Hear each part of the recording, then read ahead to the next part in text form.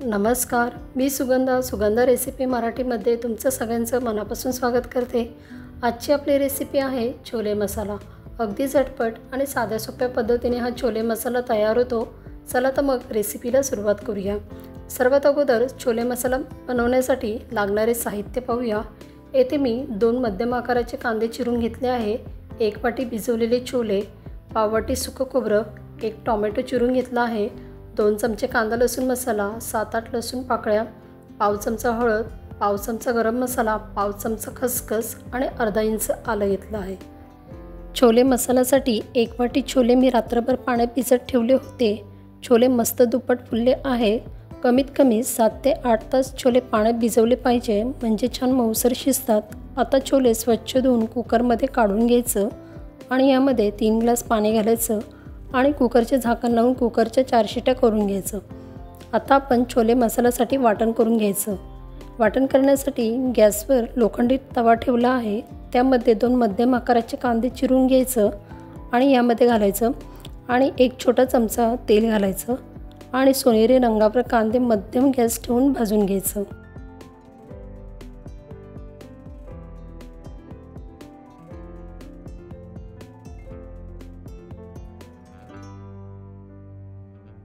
कांदे असे भाजल्यानंतर यामध्ये 1 टोमॅटो चिरून घालायचा।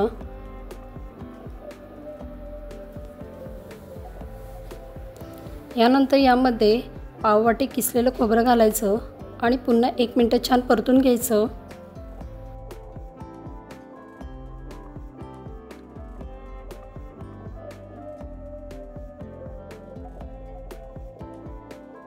आता गॅस बंद करून यामध्ये पाव चमचा खसखस आणि लसूण घालायचा आणि पुन्हा परतून घ्यायचं।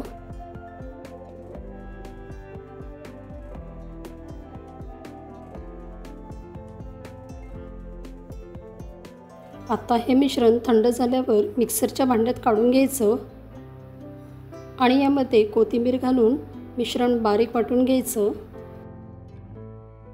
वाटून झाल्यानंतर गॅसवर कढई ठेवायची, त्यामध्ये 4 चमचे तेल घालायचं आणि 4-5 कढीपत्त्याची पानं घालायची।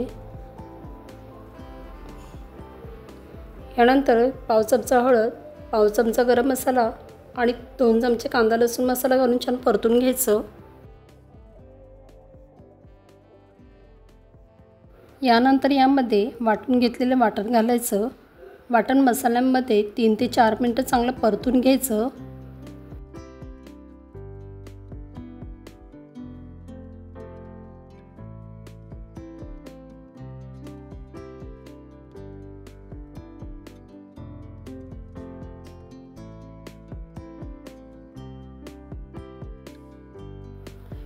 यानंतर यामध्ये आपण शिजवून घेतलेले छोले घालायचं आणि चांगलं मिक्स करून घ्यायचं।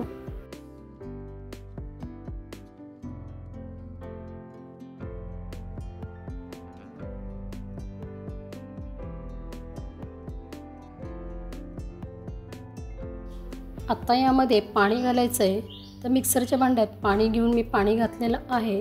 तुम्हाला जर हा छोले मसाला थोडा पातळ हवा असेल तर गरम पाणी ॲड करू शकतात। आता यामध्ये चवीनुसार मीठ घालायचं आणि मिक्स करून घ्यायचं। आता छोले मसाल्याला चांगली उकळी येऊ द्यायची आहे। 10 ते 12 मिनिटं झाल्यानंतर बघू शकतात छोले मसाल्याची ग्रेव्हीसुद्धा मस्त दाटसर अशी झालेली आहे। छोले सुरुवातीला आपण कुकरमध्ये शिजवून घेतल्यामुळे जास्त वेळ लागत नाही। चपाती, भाकरी आणि भातासोबत खायला हा छोले मसाला छान लागतो। तुम्हाला जर झटपट अशी छोले मसाल्याची रेसिपी आवडली असेल तर व्हिडिओला लाईक करा, शेअर करा आणि चॅनलला सबस्क्राईब केलं नसेल तर सबस्क्राईब नक्की करा। व्हिडिओ बघितल्याबद्दल धन्यवाद।